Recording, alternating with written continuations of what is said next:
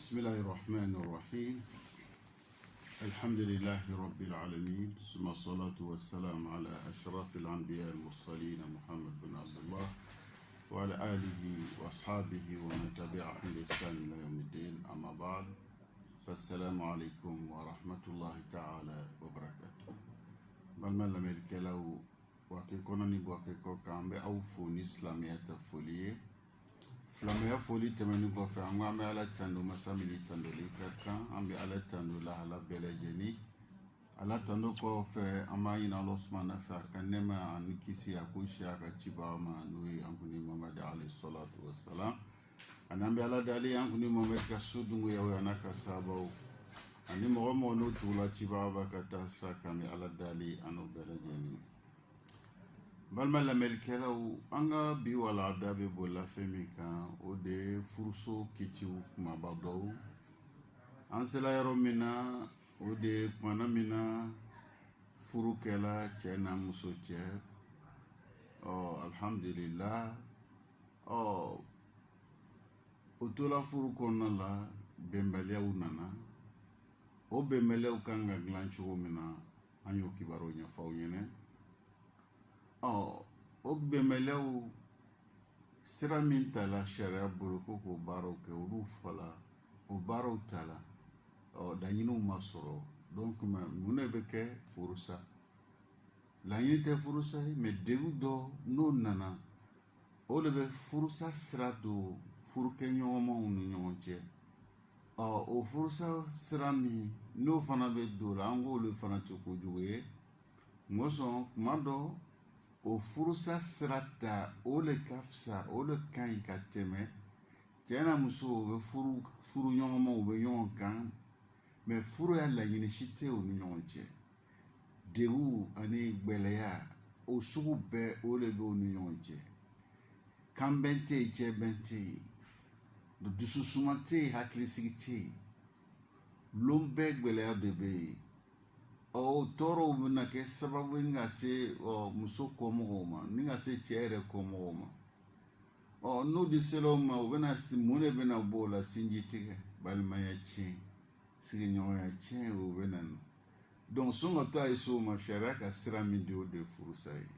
Donc furusaw kan ka kɛ cogo min na an y'o kumabaw fana ɲɛfɔ aw ɲɛna. Sira min kan ka ta, furu kan ka sa cogo min, kuma mun kan ka kɛ, baara mun kan ka kɛ. Donc o de ye furusa ye. Donc o kɔnɔna la sisan an y'a yira u la k'a fɔ ni furu sala muso bɛ sigi dɔw de kɛ.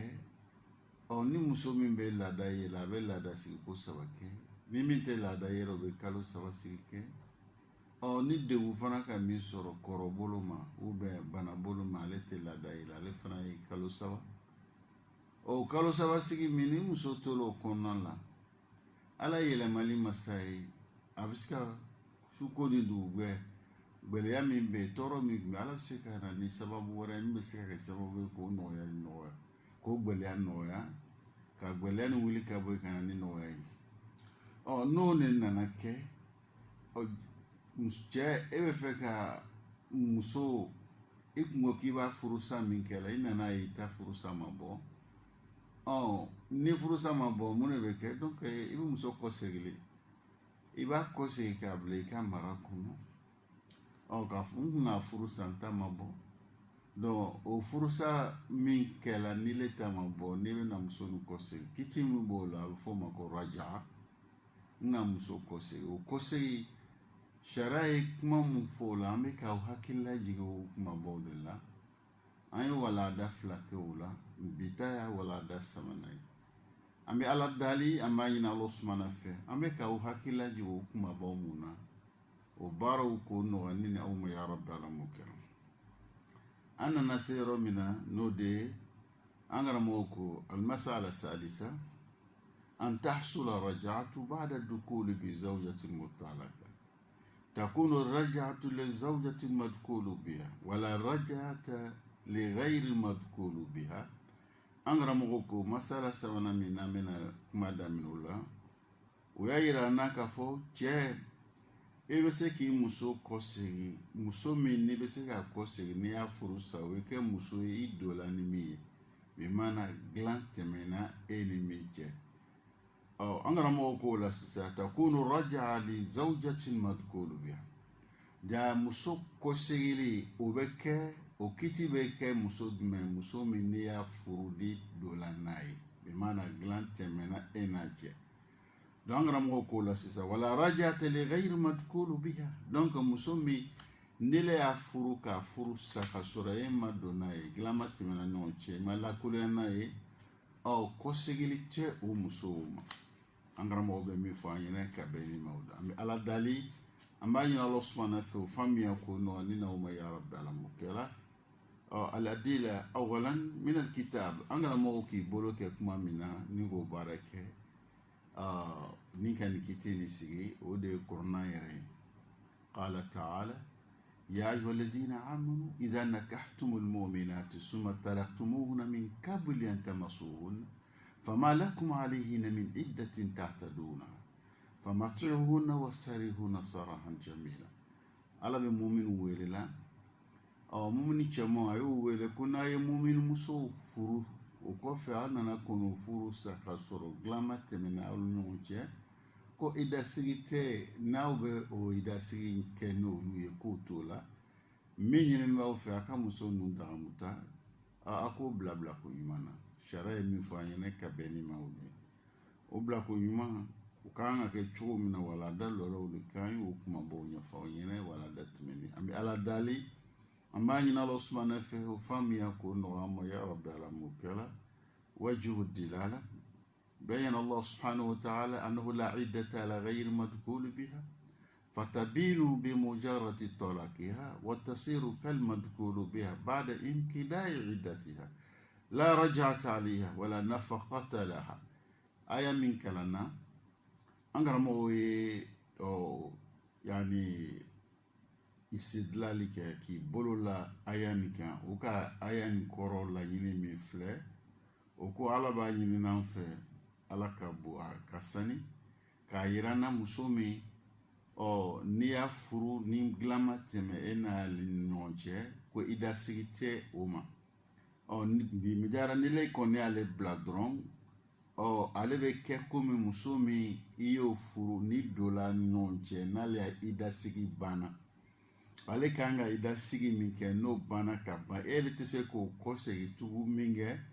kɔsegili t'o ma cogo min o bɛ lahala min na nin fana bɛ ten kɔsegili t'a ma nafa ka bɔ fana t'a ma munna i dasigi t'ale ma i dasigi tɛ jɔn ma min furu sala k'a sɔrɔ e ma don n'a ye i dasigi t'o ma o muso bɛ komi i dola ni min ye i y'a furu sa n'a y'a i dasigi banna n'ale y'a i dasigi banna ka ban ele tɛ se k'ale kɔsegin tugun munna i dasigi banna donc ale bɛ lahala min n'o yɔrɔ la ale y'a i dasigi banna ele tɛ se k'ale kɔsegin o bɛ lahala min na min fana y'o bila ka sɔrɔ i ma don n'a ye fana o fana b'o lahala kelen de la i dasigi fana ɲini t'o ma an karamɔgɔ ye i bolo kɛ aya min na ni ka nin kiti ni walawala ye o de fɔla aw ɲɛna an bɛ ala dali o faamuya k'o nɔgɔ ne ni aw ma ya rabbi ala m'o kɛra an bɛɛ lajɛlen المسألة الرابعة أن تكون المطلقة في العدة an karamɔgɔw b'a fɔ la ɲɛnɛ muso min ne le bɛ fɛ k'a kɔsegin a ye kɛ muso ye min b'a ka dasigi kɔnɔna la wagati min kan ka sigi sariya ye wagati mun d'a ma a b'o wagati kɔnɔna la n'a b'o wagati kɔnɔna la e bɛ se k'a kɔsegin o kɔrɔ de n'a t'o wagati la e tɛ se k'a kɔsegin araja'atu la takunu illa fil iddati don i tɛ se ka muso nin kɔsegin fo n'a sɔrɔ muso kan ka kɔsegin k'a to wagati min kɔnɔna la sariya ye wagati min d'a ma n'a bɛ laada yela laada ye ko 3 o ma ban fɔlɔ n'a tɛ laada yela kalo 3 sigi a b'o kɛla o ma ban fɔlɔ o ko hukumu kɔnɔna la ele bɛ se k'a kɔsegin mɛ ni a t'o kɔnɔna la ko wagatiw tɛmɛna kɔsegili tile ma an karamɔgɔw bɛ min fɔ an ɲɛna ka bɛn ni ma o de ye aya min bɛ yen n'ale bɛ taa ka seko kɛla an bolo ka caya o aya nin ne b'o le yira o aya ni jumɛn ye qawluhu ta'ala wa bu'ulatuhunna ahaqqu bi raddihinna fi dhalika in aradu islaha muso cɛw o le ka kan ni muso kɔsegili ye n'o ye laɲini k'a laɲa o laɲali ka kɛ o ni ɲɔgɔn cɛ kan bɛɛ ni cɛ bɛɛ ka kɛ o ni ɲɔgɔn cɛ sariya ye sira mun ta n'o siraw k'olu labato n'o bɛ fɛ k'olu le kɛ ka ala ta lɔ ka ala ta kɛ ka ala kira ta lɔ k'o kɛ o kuma cɛ le bɛ se ka muso kɔsegin an karamɔgɔ ye min fɔ an ɲɛna ka bɛn ni bolo an al-murada bi dhalika al-idda aya min kalanna laɲini min b'o la ko idda lo ye an karamɔgɔ bɛ min fɔ an ɲɛna ka bɛn ni bolo an bɛ ala dali ni n'aw ka hakili ɲuman d'a ma hakili ɲuman bɛ se ka to an bɛ nin faamu cogo min na ya rabbi ala m'o kɛ مسألة الخامسة ألا يكون الطلاق بعوض يشترط في الرجعة لا يكون الطلاق بعوض pour que cɛ i ye se k'i muso fana kɔsegin i ka kɔsegin pour que a ka kɛ furusa ye furusa min ma kɛ ni kumabɔli ye muso tuma dɔ cɛ b'a muso furusa mais furusa nin bɛ kɛ ni kumabɔli de ye kumabɔli n'a bɛ f'o ma ko kɔlɔ muso bɛ fɛn dɔ di a cɛ ma pour que cɛ bɛ se k'a bila cogoya min na an y'o fɔ muso bɛ i yɛrɛ bɔsi ka bɔ a cɛya kiti kɔnɔna la n'a sɔrɔ degun bɛ yen degun bɛ kɛ sababu ye ni muso ni tola ni cɛ ni a ka diinɛ yɛrɛ bɛ tiɲɛ a bolo komi Sabitu ta kɛla cogo min na muso y'a yira k'a fɔ ni n tola n cɛ kun a bɛ kɛ sababu ye n ka diinɛ bɛ tiɲɛ n bolo diinɛ tiɲɛ o bɛ kɛ ko min na o ye ko ba le ye o yɔrɔ la ala kira ko o kuma a ye fɛn min d'i ma i b'a kɔsegin a ma a ko n m'a kɔsegin a ma komi walanda tɛmɛnenw an y'o kumaw fɔ aw ɲɛna cogoya min na izan muso ye fɛn dɔ le bɔ k'a yɛrɛ kumabɔ donc an karamɔgɔ ko kɔsegili tɛ furusa min na ni min kɛla ni kumabɔli ye n'a sɔrɔ muso y'a kumabɔ a yɛrɛ kumabɔlen ye donc cɛ e tɛ se k'a kɔsegin o furusa kɔnɔna la donc cɛ bɛ se ka muso kɔsegin yɔrɔ min na an k'o dɔw le ɲɛfɔ aw ɲɛna donc o dɔ le ye nin ye a ka kɛ muso ye min m'a yɛrɛ kumabɔ ni muso k'a yɛrɛ kumabɔ ka ban cɛ tɛ se k'a kɔsegin tugun an karamɔgɔ bɛ min fɔ an ɲɛna ka bɛn ni ma o dɔ ye o k'i bolo kɛ aya min na ni k'o fɔ qawluhu ta'ala fala junaha alayhima fima iftadat bihi a ko jurumu tɛ cɛ ni muso kan kumana min na ni muso n'a y'a laɲini k'a fɔ a bɛ fɛn di a cɛ ma k'a yɛrɛ kumabɔ furu kɔnɔna la parce que degun b'a kan komi an y'o ɲɛfɔ an ɲɛna cogoya min na wajhu dilala anna Allah subhanahu wa ta'ala azina bihi wa samahu fidya fakana bayanan fi kitabillahi ta'ala إذ أحال له أخذ المال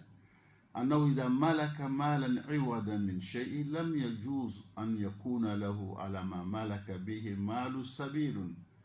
والمال هو عوض من بضع المرأة فلو كان له عليها فيه رجعة كان ملك مالها ولم تملك نفسها دونه أنغرمو يبولوك آية نويا كو آية بميرا ko ala yɛrɛ jɛna ni ka furusa nin tɔgɔ wele ko kumabɔli o kɛra fɛn bangeni ye kuranna kɔnɔ k'a yira an na ale ala jɛna a y'a ladaga k'a fɔ muso e bɛ se ka fɛn di ni cɛ b'o minɛ k'o kɛ cɛ b'o minɛ k'o kɛ nɔrɔ fɛn remplacer ye pour que ale bɛ furu min kɔnɔna la o furu ni a bɛ se k'i yɛrɛ fosi ka bɔ o la cogoya min na idan an karamɔgɔ ko o min y'o ye o b'a yira k'a fɔ muso ye fɛn dɔ le cɛ ye fɛn dɔ le mara a ye fɛn dɔ mara k'o minɛ ci muso bolo n'o de kɛla o kɛla ka bɛn mun de ma muso ye i bɛ nin yɛrɛ d'a ma min kɛ cɛ ma o kumabɔli kama a bɛ wari le di o yɔrɔ la ni o bɛ se ka nɔ bɛ se ka bila o la cogoya min na izan o min kɛla o ye k'olu b'a kɛ k'a fɔ cɛ e tɛ se ka kɔsegin tugun parce que e le ye fɛn min di muso ma o de ye nafolo ye donc e le ma nafolo ni o yɔrɔ la sisan i ka muso i ka nafolo ni i b'o le mara i tɛ muso yɛrɛ ni mara la donc ni tɛ muso ni marala donc a tɛ bɛn ele ye k'a fɔ k'ele se k'a fɔ k'i bɛ muso ni kɔsegi la k'a sɔrɔ a ka fɛn dile ma aw k'a yɛrɛ kuma bɔ ni fɛn min ye donc an karamɔgɔ bɛ min fɔ an ɲɛna ka bɛn ni ma o de ye an bɛ ala dali o faamuya k'o nɔgɔ an ma yarabi ala m'o kɛla أن الإوادة في الطلاق إنما جعل لتفتدي به المرأة نفسها من الزوج ولا يحصل ذلك مع ثبوت رجعته ko muso bɛ fɛn min di a cɛ ma k'a yɛrɛ kuma bɔ ko kɛlɛli muso ye se k'a yɛrɛ kuma bɔ ka bɔ cɛ bolo ko n'o kɛla don fɛn de di minɛna pour que ale se k'a yɛrɛ kuma bɔ ko b'a yira k'a fɔ ko segili tɛ se ka ɲɛ o yɔrɔ la parce que a kɛla le a ye se k'a yɛrɛ kuma bɔ ale di ka fɛn nin di k'a yɛrɛ kuma bɔ n'an ko a yɛrɛ kuma bɔ la k'a ye tila ka sira di cɛ ma a ye se k'a kɔ segin kuma bɔli kɛla kun jumɛn kama degu dɔw le bɛ yen o degu de k'a to sariya jɛnna ni muso ye k'a fɔ i bɛ se ka fɛn di cɛ ma ni k'a yɛrɛ kuma bɔ ni cɛ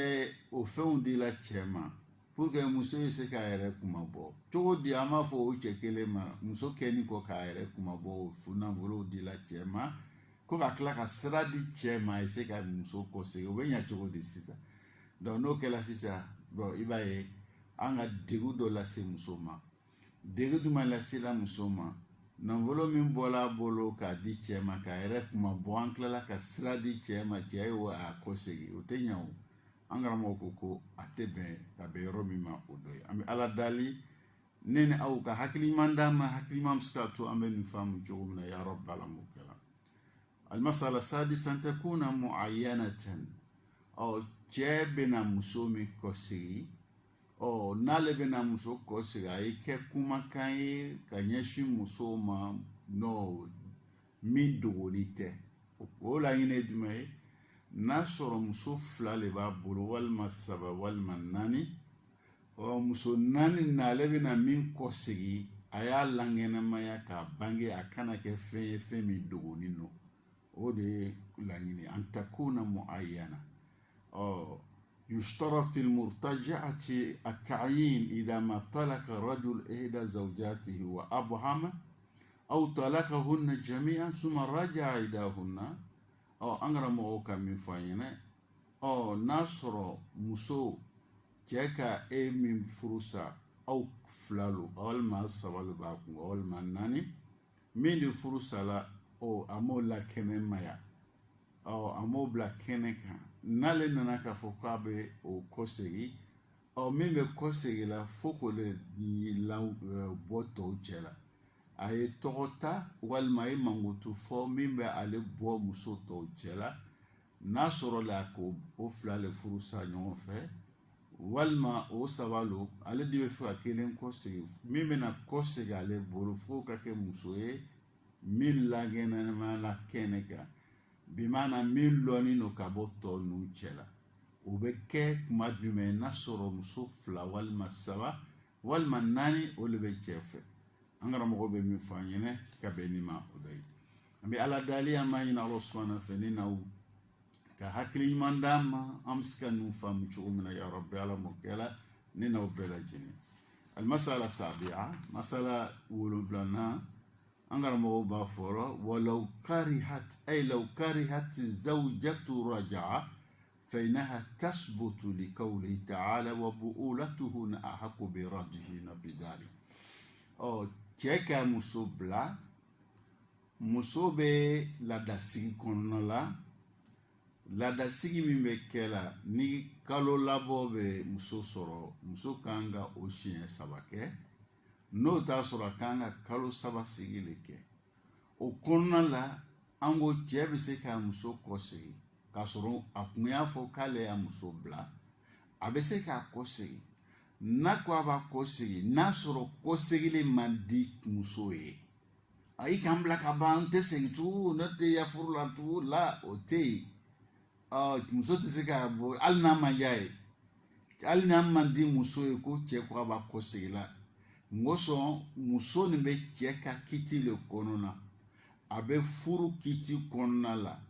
n'a bɛ furu kiti kɔnɔna cɛ muso lo ni cɛ muso lo cɛ sago le bɛ a la kumakan na baara la donc hali ni cɛ nana fɔ k'a b'ale kɔsegi la o kana kɛ fɛn ye ale bilala min kɛ o dimi kana kɛ ale la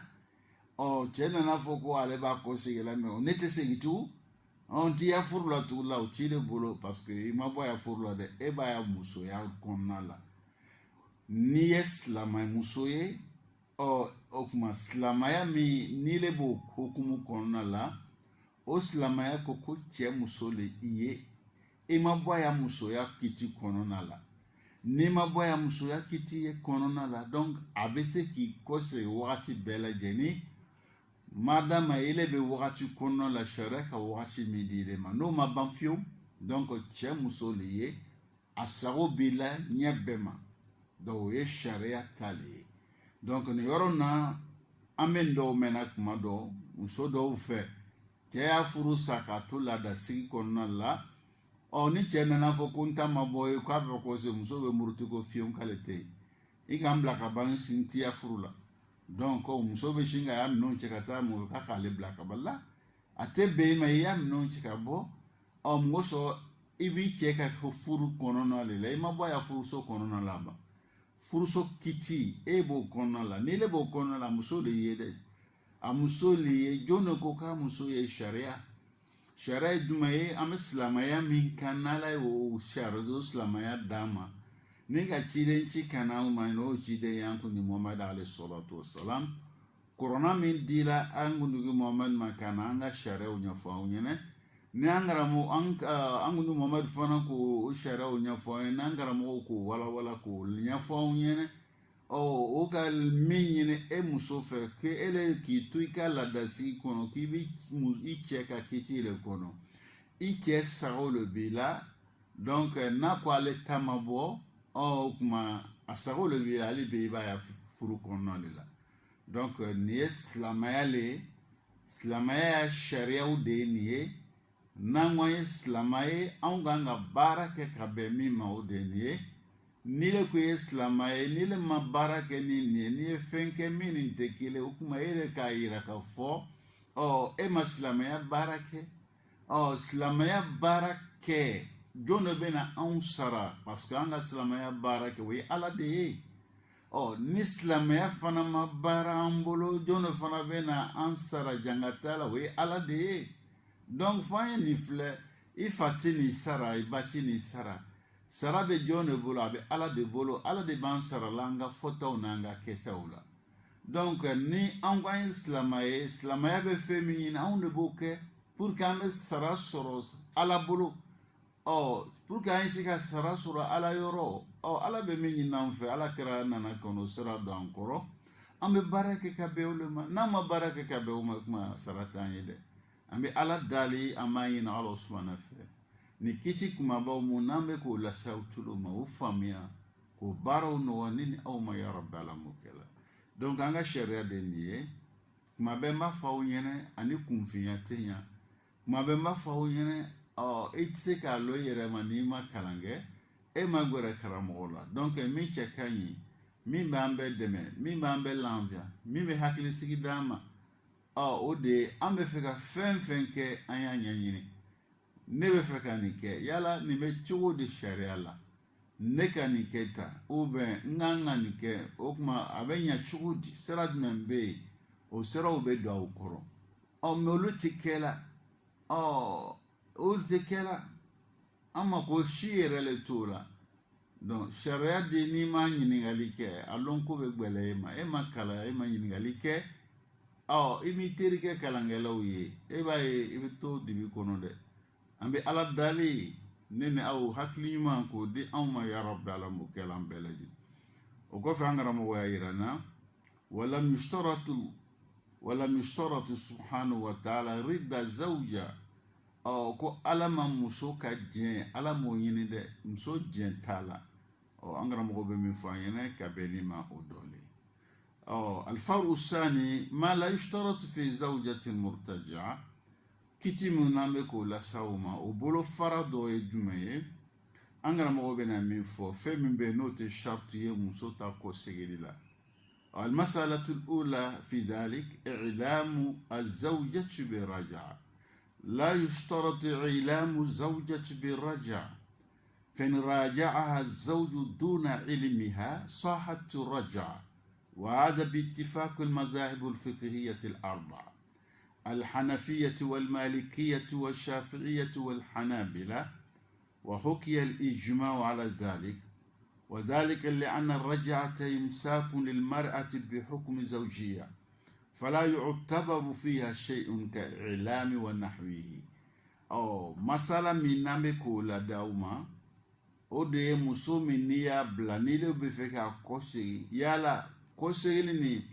i bɛ muso lalɔnniya la fɔlɔ wa, k'a fɔ i b'a lalɔnniya k'a fɔ n kun k'i bila n bɛ n'i kɔsegi ko yala o ye sariti ye y'a la wa. An karamɔgɔw y'a yira n na k'a fɔ muso lalɔnniya k'a fɔ n bɛ fɛ k'i kɔsegi k'o tɛ sariti ye,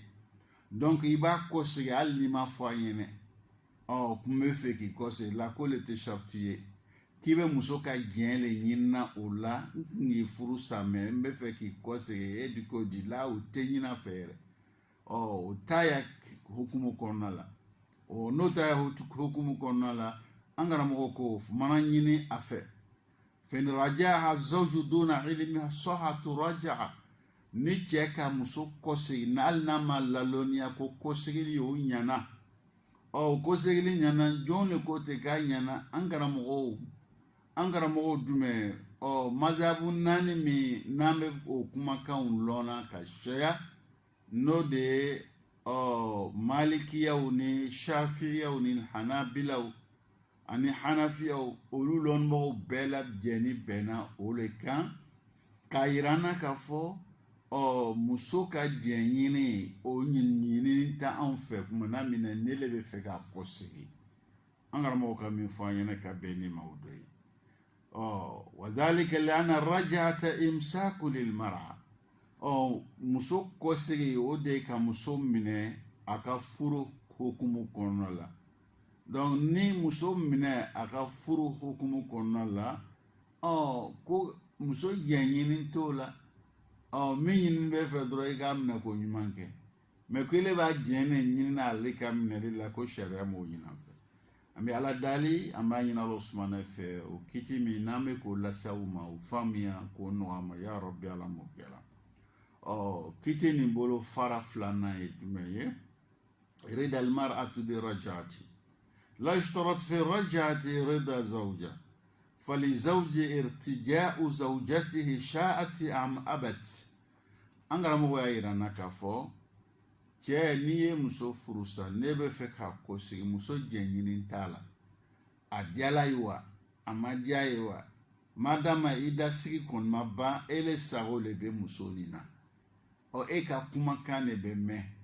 Sariya ye kumakan min jate minɛ k'o le kan ka kɔrɔsi ka baara kɛ n'o ye o le cɛ ye. Donc cɛ kumakan de bɛ laminɛ nin yɔrɔ nin na.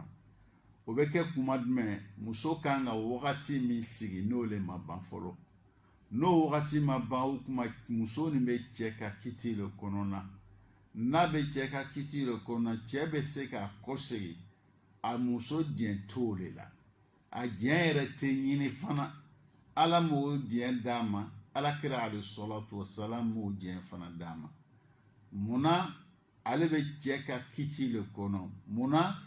ale bi cɛ muso lo? Ni cɛ muso lo, a muso lo, fɛn min b'a bɔ musoya la o ma kɛ fɔlɔ. Donc n'olu ma kɛ fɔlɔ o kuma muso lo dɛ. Ale jɛɲini tɛ k'a fɔ ko cɛ ye ale jɛɲini k'a sɔrɔ ka kɔsegi. Sariya bɛ min fɔ la n'an karamɔgɔ k'o lakalan ye o dɔ ye. An bɛ Ala dali, an b'a ɲini Ala Subahana fɛ o faamuya k'o nɔgɔya ma ya Rabbi Ala m'o kɛ la. An karamɔgɔ o y'i bolo kɛ aya min na ni o aya nin n'an b'o kɔsegi la ka caya o de ye wa bu'ulatuhunna ahaqqu bi raddihinna fi dhalik. Muso cɛ de ka kan n'a kɔsegili ye, a kɔsegili b'a cɛ de bolo. Ala y'o hakɛ a n'o se a n'o o sira a y'o de di muso cɛ ma. Qawlu wajhu dilala qawlu ta'ala ahaqqu bi raddihinna fi dhalik ay fil idda. فجعل الحق للأزواج كمسوتو أكا إدلا على حكي أو كسردي كلمة وحكي نو سي أو أنو أولو أكونيا بلا جني وسويا ب وبمجل بلو تمسو بلو أنغرا مو بمفاينة كبنيما أدوي oki bolo ke o ayan kelen ne la me o ka bara ke na laban yo o dume fam sikuhu na bi ma'ruf o ay muso no mene ko yumana wajhu dilala anna allah khataba al azwaj bil amri wa lam yaj'al lahunna ikhtiyaran o alaka chawwele akumana chawfe ay chawde nyamare ay muso mene ko yumana donc ama soandili di cɛw ma ni yɔrɔ na komi a ma soandili di musow ma fana donc komi soandili tɛ musow bolo kuma ɲɛsin bɛ cɛw le ma a ye muso n'u minɛ ka ɲa o minɛ ka ɲa dɔ ye a kɔsegili komi an karamɔgɔ b'o fɔ an ɲɛna cogo min an bɛ ala dali ne n'aw ka hakiliman d'a ma hakiliman bɛ se ka to an bɛ nin faamu cogo min na ya rabbi ala m'o kɛra لأن الرجعة إمساك للمرأة بحكم زوجها فلم يعتبر رداها في ذلك التي في صلب نكاحه أو أنغرموكو مسو كوسيري أو يمسو كم من الدوي أو كوسيري أو مسو كوسيري أو يمسو من الدوي أو كوسون ni muso minɛ a bɛ don kɔnɔna la donc ko muso ka diɲɛ ɲini man ka kɛ o la donc a bɛ komi muso bɛ a ya furu yɛrɛ kɔnɔ ka kɔrɔ n'a b'a ya furu kɔnɔ ka kɔrɔ ko mun ɲini bɛ cɛ fɛ o de y'a minɛ ko ɲuman ye donc a b'a ya furu kɔnɔ ka kɔrɔ foyi t'o ni ɲɔgɔn cɛ mun de ɲini bɛ cɛ fɛ a ka muso minɛ ka ɲa donc o bɛ cogoya min na donc muso bɛ kɔsegili kɔnɔ ida kɔnɔ fana a b'o o place kelen de la donc k'a sɔrɔ a ma se bilali ma ka se k'a ye sigili nin kɛ wagati ni sigi kɔnɔ donc a tun bɛ cogo min na cɛ bolo sariya ta ye ta la donc madame a bɛ ida sigi kelen na a b'o o kiti kelen de kɔnɔ a ma bɔ a kɔnɔ a bɛ cɛ ya musoya le la ale bɛ donc mun de b'a bɔ cɛ ya musoya la ne y'o ida sigi o banna ou bien ni cɛ le sara ka kɔn o le ɲɛsɛ o bɛɛ y'a dan a bɔra cɛ ya ko mais tant que ma kɛ ni ida sigi ma ban ale bɛ cɛya furu de kɔnɔ ale bi an bɛ ala dali ne na o ka hakiliman d'a ma hakiliman bɛ se ka to an bɛ ninnu faamu cogo min na ya rabbi ala m'o kɛ donc muso ya ida ma ban ida sigi ma ban a bɛ cɛya furu kɔnɔ la hali ni cɛ le sara tant que ni a kan ka sigi min kɛ n'a y'o ma o wagatiw ma ban muso bɛ cɛya hukumu kɔnɔ la n'olu wagatiw banna n'o kuma a tɛ cɛya kiti kɔnɔ tugun an karamɔgɔ bɛ min fɔ an ɲɛna ka bɛn nin ma o dɔ ye an bɛ ala dali an b'a ɲini ala sumana fɛ ne ni aw ka hakiliman d'a ma an bɛ se ka nin faamu cogo min na ya rabbi ala m'o kɛra o kɔfɛ an karamɔgɔ bɛ na masala jumɛn fɔ an ɲɛna tugun yani tasihu raja'atu bila waliyin cɛ i bɛ se k'i muso kɔsegi hali n'a ma kɛ ni kotigi ye kotigi ka dadɔnniya t'a la k'a fɔ a muso kotigi le nin ye fo ye diɲɛ fɔlɔ n kun ka furu sa walima ne yɛrɛ cɛya kotigi le nin ye furu kɛ wagati n de bɛna muso kɔsegi ko kotigi o y'a laɲini ka sɔrɔ la o t'a la o tɛ sariti ye muso ya kɔsegili la an karamɔgɔw bɛ min fɔ an ɲɛna ka bɛn ni ma o dɔ ye o y'i bolo kɛ aya min na o de ye ala ka kumakan فإذا بلغن أجلهن فامسكوهن بمعروف أو فارقوهن بمعروف وجه الدلالة أن الله تعالى سمى الرجعة إمساكا فدل على عدم اعتبار رضا الولي أنغراموكو كوني مسو نو سلا o ka laada min n'o ɲinini b'o fɛ n'o sera o banni na a y'o minɛ ko ɲuman walima a y'o bila ko ɲuman kɛ an karamɔgɔ ko ala ye muso kɔsegi a y'o kɛ minɛli dɔ ye ko b'a yira an na k'a fɔ muso kotigi e ka k'o ye kɛ wali ye k'o ka diɲɛ ye ɲini k'o t'a la n'a sɔrɔ ko musoya ko bɛ min bolo ko fo k'o diɲɛ de ɲini fɔlɔ o k'o t'a la la yushtaratu rida alwali fi raja an karamɔgɔ ka min fɔ an ɲɛna ka bɛn ni ma o dɔ ye an bɛ ala dali ni n'aw hakili ɲuman k'o di ni n'aw ma ya rabbi ala m'o kɛ la lana radiiyati zawjatun muso min n'ale kɔni bɛ kɔsegili kiti kɔnɔna la n'a y'a kalo saba sigi ma ban walima n'ale y'a lada sigi ma ban hali bi ale bɛ cɛ ya furu le kɔnɔ cɛ ya kiti o le ɲini b'ale fɛ ni cɛ ya kiti le ɲini b'a fɛ fala yu'tabaru ridal wali muso ka kotigiya bɛ min bolo ko diɲɛ ɲini o tɛ kɛ la sariya m'o diɲɛ ɲini ka bɛn ni ma an bɛ ala dali an b'a ɲini Alahu subahanahu fɛ ni n'aw ka hakili ɲuman d'a ma hakili ɲuman bɛ se ka to an bɛ ninnu faamu cogo min na ya rabbi ala m'o kɛ la donc ninnu ye an ka furuso kɔnɔna ko misɛnmaninw de ye donc an bɛ tɛmɛ ninnu na ten an t'a jate k'a sɔrɔ n'i y'a kɛ i ka ala ta laɲini dɔ kɛ n'i ma kɛ fana o tuma i banna ala ta laɲini dɔ kɛli ma donc ni ala y'a laɲini kɛ e dankun n'o ye dɛ i b'o nafa sɔrɔ n'i ma ala ka laɲini kɛ i danna kun min kama i banna o la dɛ e di dankun n'i banna o la i b'a ye min y'i dan a y'i bila min na e m'o kɛ sɔsɔli nana ni sɔsɔli nana sɔsɔli kɔ bɛ mun lase mɔgɔ ma a bɛ jangata lase i ma dɛ o jangata nin a bɛ se ka kɛ sababu ye ka tɔɔrɔ lase i ma i ka ɲɛnamaya sigi nin kɔnɔ o tɔɔrɔ fana e bɛ t'o tɔ sɔrɔ i yɛrɛ ɲɛ kiyama n ko sɔn anw bɛ fɛn fɛn kɛ ɲɛnamaya nin kɔnɔ sara b'a la ala bɛ se ka yafa dɔw ma komi a bɛ jangata dɔw la ala fana bɛ a dɔw jangata lase i ma yan lahara fana bɛ taa i jangata a tɔ la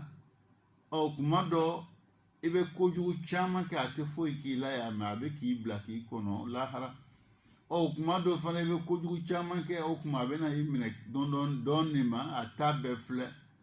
wa ya'fu an kasirin a bɛ yafa caman ma a t'i minɛ olu ma mɛ o kɔrɔ ye de sisan a bɛ minɛ dɔw ma a t'i minɛ dɔw ma donc ninnu bɛ fɔlɔ an ɲɛna an y'a dɔn k'a fɔ komi an b'o fɔ ka caya ka taa ka se k'o kan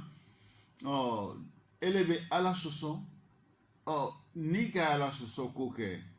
e ka kan ka mun kɛ ka nimisa ka kɔsegin ka taa ala ma ele ka ala sɔsɔ ele ka kan ka mun kɛ tugun e bɛ dɔ wɛrɛ ta k'o fara i ka jurumu kan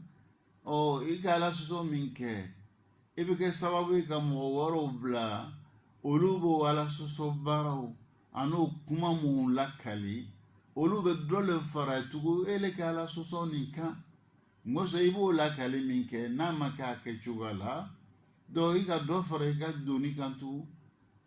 ala sɔsɔ de i bolo e kɛra sababu ye mɔgɔw b'a min lakali n'o olu di ma ɲɛ la olu ka mɛn e da ele ka lakali min kɛ olu fana b'o lakali fili ma olu bɛ n'o jurumu sɔrɔ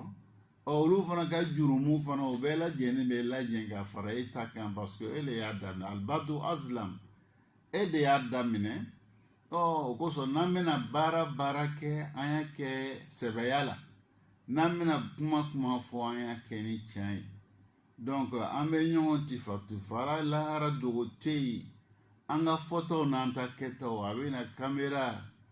kamera kasiw bɛ an ka butigibaw nɔnɔdanbaw kɔnɔ cogo mun na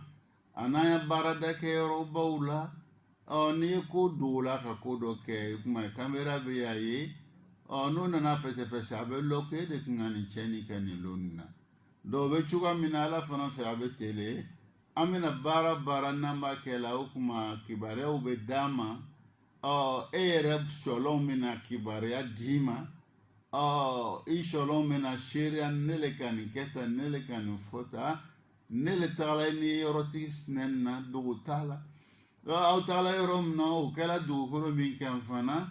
o dugukolo fana min kɛra aw bolo o bɛ n'o bɛɛ lajɛlen fɔ o fɔtɔ dugukolo bolo a n'a imaji de bɛ na a n'a filimu de bɛ na dogo t'a la nin bɛɛ lajɛlen ka fara mɛlɛkɛw yɛrɛ ala bi ka meleke mun bila ni ka u ka baaraw kɔrɔsi ni ka sɛbɛ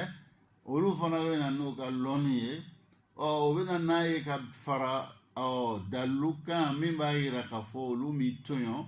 o bɛ kɛ cogo di olu fana b'a lakali a kɛra yɔrɔ min na n'a kɛla kɛcogo min na o bɛɛ lajɛlen bɛɛ ɲɛ b'a la mɔgɔ tɛ se k'a fɔ ko ala k'i tɔɲɔ mɔgɔw bɛ yɛlɛ misiri kɔnɔ safa fɔlɔ la n'ala taara minɛ k'i jangata mɔgɔw b'a fɔ de karisa ye mɔgɔ sɛbɛn ala di k'a jangata o de kosɔn pour que mɔgɔ wɛrɛw y'a lɔ k'a fɔ i jangatala kun min kama a ma kɛ tɔɲɔni ye ala bolo i jangatala ko min kama i ka hakɛ dɔ ni o tun bɛ mɔgɔ wɛrɛ bolo o de kɛra sababu ye ka ni tɔɲɔni ni jangata ni lase ma bɛɛ lajɛlen b'o ye ka ala ka tilenya sabati mɔgɔw ni ɲɔgɔn cɛ o bɛ kɛ ka bɛn min ma o dɔlen ye o de kosɔn an karamɔgɔ ko maliki yawmi dini nɛɛmaba min bɛ yen n'ala y'o di adamadenw ma o de ye maliki yawmi dini parce que o maliki yawmi dini nɛɛmaba lo dɔ ka a si bɛ kɛ baara ɲuman na diɲɛ nin kɔnɔ ma a ma lafiya sɔrɔ komi ale k'a si bɛɛ kɛ ala ye k'a bɛɛ to ala ye ɲɛnɛmaya nin kɔnɔ ma a ma lafiya sɔrɔ o tuma maliki yawmi dini kɛla le pour que ale bɛ taa ka lafiya sɔrɔ o ye nɛɛmaba ye ala bɛ k'o bila ale ye maliki yawmi dini fana dɔ ye ɲɛnɛmaya nin kɔnɔ a y'a bɛɛ kɛ ala sɔsɔ la a ma ala bato teri kelen maliki yawmi dini kɛla de ye ka taga pour que ale bɛ taa ka sara ta n'o sara tala ale bolo mun kun sɛgɛnnen bɛ ala ye k'a to ala ye k'a kɛ ala ye n'o nana ye k'a fɔ e min bana n'ala ma foyi kɛ diɲɛ nin kɔnɔ ni le tɛ ya sarata ɲumankɛlaw k'a ye ele k'i ya tɔɔrɔ sarata olu fana o bɛ kɛ nisɔndiya dɔ ni hakilisigi dɔ ye o lon kama o tuma maliki yawmi dini nɛɛmaba lo komi an karamɔgɔw b'a fɔ an ɲɛna cogoya min na an bɛ ala dali an b'a ɲini ala sumana fɛ o faamuya ko nɔgɔ ne ni aw ma ya rabbi ala m'o kɛla izan an ka sariya ni a kumaw ka siya n'anw de ko k'an ye silamɛ de ye an kan k'an sɛbɛ don a ɲɛɲini ma an kan ka sɛbɛ don a baara ma n'an ko an ye silamɛ ye n'an m'a sɛbɛ don a ɲɛɲini ma anw de kalanni tɛ i b'a ye an jo tɛ lahara taga la dɛ n'an bɛ fɛ ka jo sɔrɔ lahara taga la lahara taga ye jana an de b'an jija silamɛya min n'an y'a bɔ an da la silamɛya min n'an ko an ye silamɛ ye o ka sabati hakikatan an kumakan n'an ka baaraw la an ka kɛ yɔrɔ yɔrɔ an ka kɛ sigida la donc an kana mɔgɔ filɛ an bɛ ala de filɛ an kana kɛ mɔgɔ kosɔn an b'a kɛ ala de kosɔn pour que ala ye se ka hinɛ an na cogoya min na an ka ɲɛnɛmaya ni o tɛmɛcogo ye ɲa ni ka se lahara taga ma o bɛ kɛ cogo min na ala ta lɔn ka ala ta kɛ o baaraw ko nɔgɔ ne ni aw ma ya rabbi ala m'o kɛla an bɛɛ lajɛlen o tuma nin ye furu so kɔnɔna kumaba dɔw ye donc ninnu a bɛɛ lajɛlen tɛ se ka lase aw tolo ma an b'a kumabaw le fɔ aw ɲɛna nin yɔrɔ n'a b'a lɔ k'a fɔ ja baara caman de bɛ an tɛ k'o jate k'a sɔrɔ sariya k'olu bɛɛ lajɛlen jate an bɛ ala dali hakili ɲuman k'o di ne ni aw ma ya rabbi ala m'o kɛla an karamɔgɔ bɛ na masala min la o kan o ko tahsulu raja'atu bil qawli تصيح رجعت من الرجل بالقول مثل قوله لمراته قد راجعتك أو قد راجعت مراتي أنغراموكو muso kɔsegi k'a bɛ se ka kɛ ni kumakan ye cɛ bɛ kuma min b'a yira k'a fɔ k'a ka muso kɔsegi an karamɔgɔ bɛ min fɔ an ɲɛna muso kɔsegi k'o bɛ ɲa ni kumakan ye kumakan ye cogo di cɛ y'a fɔ n ka muso kɔsegi n ka muso kɔsegi i y'a fɔ n ka muso kɔsegi n'i bɛ kuma na ɲɛsin b'a yɛrɛ ma kuma cɛ n k'i kɔsegi n'i ko n k'i kɔsegi ale de bɛ sigili le kɔnɔna la furusa sigili le kɔnɔna n'i nana fɔ n k'i kɔsegi donc ko bɛ ɲa y'a fɔ n ka muso kɔsegi n ka muso kɔsegi donc kumakan o b'a yira k'a fɔ a kun bɛ sigili min kɔnɔna la o dabila la a bɛ na i ka furu hukumu yɛrɛ le kɔnɔna hali bi donc furusa min kun ɲɛsin a ma ɲɛsinin b'a ma o le ma bɔ munna o le ma bɔ fɛn min kosɔn o le ma bɔ e k'o le fɔ nin ye n k'i kɔ segin walima n ka muso kɔ segin an karamɔgɔ bɛ min fɔ an ɲɛna ka bɛn ni ma o dɔ ye donc aya min n'an b'o ta ka se ko o le b'o yira o aya le k'o hakɛ di muso cɛ ma wa bu'ulatuhunna ahaqqu bi raddihinna fi dhalik anna radda yakunu bil qawli kama yakunu bil fi'l o kɔfɛ an karamɔgɔ y'a yira n na muso kɔsegili a bɛ kɛ ni kumakan b'a ɲa baara fana b'a ɲa kumakan dɔw bɛ yen n'i y'olu bɔ i da la muso bɛ kɔsegi o bɛ musoya kɔsegili yira baara dɔw fana bɛ yen n'i y'o baaraw kɛ o bɛ muso fana kɔsegili yira an karamɔgɔ bɛ min fɔ an ɲɛna ka bɛn ni ma o de an bɛ ala dali an b'a ɲini Alahu subahana fɛ ne n'aw ka hakili ɲuman d'a ma hakili ɲuman bɛ se ka to an bɛ nin faamu cogo min ya Rabbi ala m'o kɛla ni n'aw bɛɛ lajɛlen idan an karamɔgɔ k'i bolo kɛ aya min na an y'o kalan wa bu'ulatuhunna ahaqqu bi raddihinna fi dhalika in aradu islaha o y'i bolo kɛ alakira alayhi salatu wassalam ka kumakan dɔ la o kumakan ye jumɛn ye o nana ka an Abdullahi ibn Umar radiyallahu anhu أنه طلق امرأته وهي حائض في عهد رسول الله صلى الله عليه وسلم فسأل عمر بن الخطاب رسول الله صلى الله عليه وسلم عن ذلك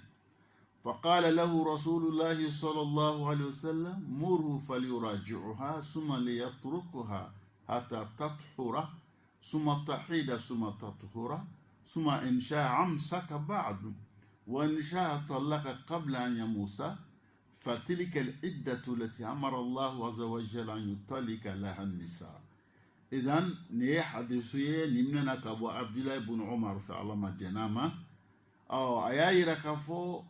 عبد الله بن عمر كايا مسو فروسا كاتو حيدا كونلا وكلا على كرا عليه الصلاة والسلام كوغتي وكني أفا وكلون كلا وكيولا fa bolo kalama min kɛ fa ye alakira ɲininka k'a fɔ alakira ɲɛnɛ n denkɛ n'o ye Abdulayi ibn ye a y'a muso furusa mais a y'a furusa ka to lahala min na o de ye nin ye o kɛni alakira ko Umaru ma taa fɔ i denkɛ ɲɛnɛ k'a y'a muso kɔsegi a y'a to a fɛ yen f'a ye taga saniya ka tila ka hayida ye ka saniya o kɔfɛ n'a y'a di a b'a minɛ n'a y'a di a b'a bila a b'a bila ka sɔrɔ dilanma tɛmɛna ni ɲɔgɔn cɛ ko nin ye bilali ye ala ka musow yamaruya ka fɔ o ka bila ni bila cogo min ye o de ye nin ye an karamɔgɔ k'i bolo kɛ hadisi min na o de ye wajhu dilala qawluhu murhu falyuraji'uha fihi dalilu ala raj'a bil qawl wa huwa lafzu sarihu fihi ala ko Umaru ma taa fɔ i denkɛ ɲɛna k'a y'a muso kɔsegi muruhu falyuraji'uha taa yamaruya k'a ka kɔsegi taa yamaruya k'a ka kɔsegi o ye dalilu ye min b'a yira o kumaw kɛla ni o kɔsegili nin kɛla ni kumakan de ye o fana o kumakan na an karamɔgɔ ko o ye kumakan ye min tɛ tali kɛ ko fila la o bɛ kɔsegili yɛrɛ yɛrɛ le yira an karamɔgɔ k'i bolo kɛ min na o de ye k'a yira an na ko cɛ n'i ye muso furusa donc i bɛ se k'a kɔsegi n'a bɛ kɔsegi a bɛ kɔsegi ni kumakan ye o fɔla an ɲɛna an karamɔgɔ y'o le fɔ an ɲɛna ka bɛn nin ma o kɔfɛ o y'a yira an na k'a fɔ tugun muso bɛ se ka kɔsegi ni baara ye o baaraw bɛnkɛla kumakan kan mɛ baara dɔw bɛ yen ni cɛ y'o kɛ dɔw y'a yira k'a fɔ o bɛ kɛ kɔsegili ye dɔw ye fana ye laɲini wɛrɛ don o la an bɛna o de fɔ aw ɲɛna dɔ ye jumɛn ye arraj'atu bil jima' اختلف وجهة الفقهاء في رجعة بالجماع هل يشترط فيها النية أم لا على قولين القول الأول لا تحصل رجعة بالجماع إلا بالنية الرجعة هو مذهب المالكية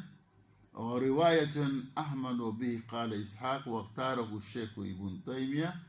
وابن باز وابن عثيمين an karamɔgɔ ye yira n na muso kɔsegi ni dilan ta tɛmɛ ye aw ni ɲɔgɔn cɛ yala o bɛ kɛ kɔsegili ye wa walima o tɛ kɛ kɔsegili ye. An karamɔgɔ dɔw y'a yira n na k'a fɔ ni o min kɛla i bolo dilan ta tɛmɛni aw ni ɲɔgɔn cɛ n'i y'o kɛ k'a sɔrɔ i le y'a ŋaniya ye a kɔsegili ye k'a bɛ kɛ kɔsegili ye. Dɔw ko ŋaniya bɛ sariti a la o kuma ni masala na kumakan fila de b'a la an karamɔgɔw fɛ. Kumakan fɔlɔ la tahsulu raja bil jima ila bin niya, donc dilan tɛmɛ i ni muso cɛ ka to laadasigi kɔnɔna la dilan tɛmɛni nin k'o tɛ kɛ kɔsegili ye fo n'a kɛla e le y'a ŋaniya ye dilan tɛmɛni min bɛ kɛla aw ni ɲɔgɔn cɛ n'i y'a ŋaniya ye o le pour que k'a ye kɔsegi an karamɔgɔ dɔw tagala o kan min y'o fɔ o ye kumakan ye n'o bɔra malikiyaw fɛ ani riwaya ni ahmad sheikhul islam fana ale tagala o miiriya kan ani an karamɔgɔ ibn baz ani ibn usaymin olu tagala ni o miiriyaw kan. Awalan o y'i bolo kɛ dalilu la ka bɔ alakira ka kumakan na umum qawlihi sallallahu alaihi wasallam innamal a'malu binniya wa innama likulli imri'in ma nawa. Alakira ka kumakan dɔ bɛ yen n'ale bɛ tali kɛ fɛn caman na o kumakan ye jumɛn ye? Alakira b'a fɔ ko baara bɛɛ lajɛlen den bɛ ŋaniya le ma. A bɛ mɔgɔ kelen kelen bɛɛ ye fɛn na i ka baara la kumana min i bɛ baara nin kɛla i ka ŋaniya min ta k'o de b'i ye. An karamɔgɔ k'i bolo kɛ hadisu min na o de. Li'annahu saniyan istibahatu bud'in kan nikah fahtaja ila niyatin. Ko yani dilan ta tɛmɛni ni o ye ele bɛ muso yɔrɔ dɔ de ladagala i ye e bɛ muso yɔrɔ dɔ de ladagala i ye komi furu b'a ladaga i ye cogo min na, donc o la sisan i mako bɛ ŋaniya ta tali la o yɔrɔ la. An karamɔgɔ ka min fɔ an ɲɛna ka bɛn na an bɛ ala dali an b'a ɲini Ala sumana fɛ o faamuya k'o nɔgɔni ni aw ma ya rabbi ala m'o kɛ. لأن الوطي قد يكون عن رغبة في رجائها فيكون النية رجائي وقد يكون لمجرد الوطي والشهوة فلا يدل على إرجاء. an karamɔgɔ ko dilan ta tɛmɛni kuma dɔ a bɛ kɛ muso kɔsegi kani b'i la o le b'a to e bɛ dilan bɛ tɛmɛ a ɲɔgɔn cɛ. Kuma dɔ fana dilan bɛ tɛmɛ a tɛ kɛ muso ta kɔsegili laɲini ye lawa min b'i la o lawa la tɛmɛ dɔrɔn o le b'i bilala la. Donc an karamɔgɔ ko a bɛ tali k'o fila la ko labuda fo ŋaniya le ta ŋaniya le b'a bɔ ɲɔgɔn na sisan. O ye mɔgɔ fɔlɔw taga la jamakuru fɔlɔw taga la miiriya min kan n'o y'o le fɔ an ɲɛna o de nin ye. An bɛ ala dali an b'a ɲini Ala subahana fɛ ni aw ka hakili ɲuman d'an ma hakili ɲuman bɛ se ka to an bɛ nin faamu cogo min na ya rabbi ala m'o kɛla ni n'aw bɛɛ lajɛlen. Alqawlu sani tahsulu raja bil jima hatta walaw lam yanwi. An karamɔgɔ y'a yira n na k'a fɔ yani kɔsegili ni e muso to sigi kɔnɔ a kan ka kɔsegi hakɛ wagati min na ni dilan tɛmɛna e le n'a ɲɔgɔn cɛ hali ni m'o dilan tɛmɛ n'i ma ŋaniya ta k'a fɔ i b'a kɔsegi la ko dilan tɛmɛ nin o bɛ kɛ a kɔsegili yɛrɛ dɔ ye. Donc an karamɔgɔ bɛ min fɔ an ɲɛna ka bɛn ni ma o dɔ ye. An bɛ ala dali an b'a ɲini Ala subahana fɛ ni aw hakili ɲuman k'o d'an ma hakili ɲuman bɛ se ka to an bɛ nun faamu cogo min na ya rabbi ala m'o kɛla ni n'aw bɛɛ lajɛlen ye. Idan an karamɔgɔ o min nin kuma ninnu o ma bɔ o kun fɛ k'i bolo kɛ dalilu dɔw de la o dalilu dɔ ye jumɛn ye? Qawluhu ta'ala walladhina hum li furujihim hafizun illa ala azwajihim aw ma malakat aymanuhum fa innahum ghayru malumin. An karamɔgɔ o y'a yira mɔgɔ mun bɛ yen o y'a farju b'o latangana fo n'a kɛla o furumuso ye walima o ka muso mun mara n'o y'a jɔn ye ko jalakili to olu kan glams ka teme o n'olu cɛ lahala bɛɛ lajɛlen na donc an karamɔgɔ mun ko ŋaniya o ma ŋaniya ɲini o k'i bolo kɛ nin de la aya nin fana wajhu dilala anna raj'iya zawjatun shar'an dakhilatu tahta qawli ta'ala ila ala azwajihim ko muso min n'ale le bɛ furu sanni bɛ a b'a ya wagati kɔnɔna la ko ale bi cɛ muso lo dɛ ale bɛ muso hukumu kɔnɔna la cɛ ya furu musoya a b'o kiti kɔnɔna la n'a b'o kiti kɔnɔna la wala yushtaratu niyya fi lamsi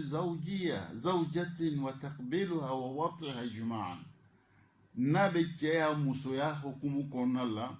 donc ni cɛ bɛ fɛ ka ko kɛ ŋaniya ta ko t'ole la n ko sɔrɔ ka dilan dɔ bɛ tɛmɛ an ni ɲɔgɔn cɛ magaɲɔgɔnya le wa ka embrasse o n'a ɲɔgɔnnaw ŋaniya ko t'o la parce que a muso lo an karamɔgɔ y'i bolo kɛ min na o dɔ ye لأن في الوقت دلالة ظاهرة على ارتجاعها an karamɔgɔ ko dilan ta tɛmɛli yɛrɛ o ni ɲɔgɔn cɛ o ye ko ye ko min bilani bɛ kɛnɛ kan min b'a yira k'a fɔ cɛ bɛ fɛ ka muso le kɔsegi donc muso kɔsegi dilan tɛmɛni ni yɛrɛ o ni ɲɔgɔn cɛ o de b'o le yira cɛ kan ka muso bila muso bɛ bilali hukumu kɔnɔna la laada saba sigi kɔnɔna walima kalo saba sigi kɔnɔna la ma dama o ma ban fɔlɔ cɛ bɛ se k'a kɔsegi a b'a kɔsegi i ma ni kumakan ye walima ni baara ye kumakan an y'o ɲɛfɔ aw ɲɛna baara o dɔ ye jumɛn ye dilan ta tɛmɛ o ni ɲɔgɔn cɛ k'a to laada sigi o kɔnɔna la n'o kɛra an karamɔgɔ ko dilan ta tɛmɛni dɔw ko est ce que ŋaniya kan ka ɲini o baaraw la walima ŋaniya man ka kɛ kuma fila le bɛ an karamɔgɔw fɛ dɔw ko a bɛ kan ka ŋaniya n'a bɛ dilan tɛmɛ o ni ɲɔgɔn cɛ o kan ka kɛ ŋaniya ye ale kan k'o ŋaniya ta n b'o le kɛla ka muso kɔsegi dɔw y'a yira k'a fɔ la ŋaniya ko t'a la mɔgɔ sɔn dilan yɛrɛ ta tɛmɛ aw ni ɲɔgɔn cɛ ka sɔrɔ ele kan k'a bila laadasigi kɔnɔna la ko b'a yira k'a fɔ k'a kɔsegin nɔ parce que o ye ko ba le ye ko min bɛ kɛnɛ ma bɛɛ bɛ min ye la bɛɛ b'a dɔn k'a fɔ n'i y'a ye nin tɛmɛna aw ni ɲɔgɔn cɛ e kan ka bilali min kɛ o bilali le ma bɔ an bɛ ala dali an b'a ɲini Ala subahana fɛ ne ni aw ka hakili ɲuman d'an ma hakili ɲuman bɛ se ka to an bɛ nin faamu cogo min na ka baara kɛ ka bɛn o ma ya rabbi ala m'o nɔgɔya ne n'aw bɛɛ lajɛlen donc nin de y'an ka sariyaw ye donc nin sariyaw ninnu nin dɔgɔnin b'aw ma komi an y'a fɔ cogoya min na donc an kan ka mun de kɛ an ka diinɛ a bɛ fɛn min ɲini anw fɛ an kana ko si kɛ an kun fɛ fɛn fɛn n'an b'a kɛ an k'a ɲɛɲini fɛn fɛn n'an b'a kɛ an ka gɛrɛ an karamɔgɔw la fɛn fɛn n'an b'a kɛ n'a lɔnni t'an na anw kana kɛ fɔ an y'a ɲɛɲini an bɛ fɛ ka ko mun fana kɛ an k'a ɲɛɲini k'a lɔn ka sɔrɔ k'a kɛ n'o kɛla i b'a ye anw ka ɲɛnamaya sigi a bɛ kɛ hakili sigi la an ka ɲɛnamaya sigi na a bɛ kɛ bɛn na an ka ɲɛnamaya sigi a bɛ kɛ sigili la min b'an diya ala ye n'an di jala ala ye ala na anw ɲɛna kow fana k'an ye i b'a ye an bɛ sutura ni bonya an b'o sɔrɔ an ka sigiw kɔnɔna la an bɛ ala dali an b'a ɲini Ala subahana fɛ an ka o hakili lajigin fitinin min na o faamuya ka baara kɛ ka bɛn o ma ala m'o nɔgɔya la ka bɛn wagati kama an bɛna bi ta laloya n'ala ye wagati wɛrɛ don an si kɔnɔ an y'a bila yɔrɔ min na an bɛna ta yen ka wagati wɛrɛ don an si kɔnɔ ya rabbi ala m'o kɛla hada wassalamu alaikum ورحمة الله تعالى وبركاته. وعليكم السلام ورحمة الله وبركاته. الحمد لله رب العالمين.